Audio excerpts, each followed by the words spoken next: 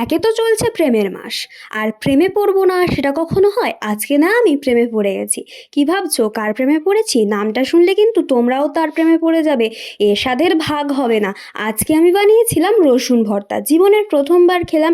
আগে মা ঠাম্মি কারোর কাছেই শুনিনি, তবে আমি ইউটিউব দেখে আজকে প্রথমবার বানানোর চেষ্টা করলাম এবং বানিয়ে দেখলাম অনেক সুন্দর হয়েছে। তাই তোমরা যারা যারা এখনো অবধি রসুন ভর্তা খাওনি, তাদেরকে আমি রিকোয়েস্ট করব অন্তত একবার হলেও রসুন ভর্তা বানিয়ে খেয়ে দেখো, তোমরাও তাহলে আমার মতন প্রেমে পড়ে যাবে। তো চলো শুরু করা যাক। আজকে রসুন ভর্তাটা আমি কিভাবে বানিয়েছি। বেশ কয়েক কোয়া রসুন বড় বড় দেখে নিয়েছিলাম, যেগুলো আমি ছাড়িয়ে নিয়েছি খোসাগুলোকে।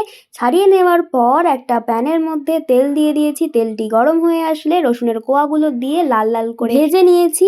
এরপর আগে থেকে কুচিয়ে রাখা পেঁয়াজ, ধনিয়া পাতা আর শুকনো লঙ্কা দিয়ে ভালোভাবে নাড়াচাড়া করে যখন দেখলাম যে একটা ব্রাউনি ভাব চলে এসেছে, তখন নামিয়ে নিলাম একটা পাত্রের মধ্যে। এরপর ওই ব্রাউনি ভাব করে ভেজে রাখা সমস্ত কিছু মশলাগুলোকে নিয়ে চলে এলাম শিলনোড়ার কাছে এবং শিলনোড়ার মাধ্যমে আমি ওইগুলোকে বেটে নিলাম। তো তোমরা চাইলে শিলনোড়ার মাধ্যমে বা মিক্সির সাহায্যে বেটে নিতে পারো, কিন্তু আমার মনে হয় যে এই ধরনের বাটাবাটির ক্ষেত্রে শিলনোড়া ইউজ করাই বেটার, কারণ মিক্সিতে বাটলে হয়তো এতটা স্বাদ পাওয়া যায় না। তো বাটাবাটির কাজ তো শেষ, আর কি ভাবছো এত কষ্ট করে বানালাম আর খেয়ে দেখবো না কেমন হয়েছে?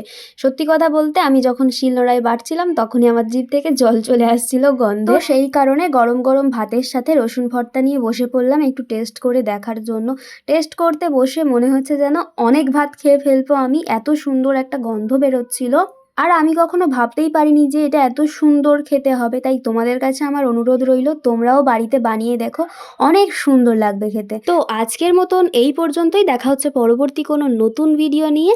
এই ভিডিওটা ভালো লাগলে লাইক শেয়ার কমেন্ট করে দিও। বাই।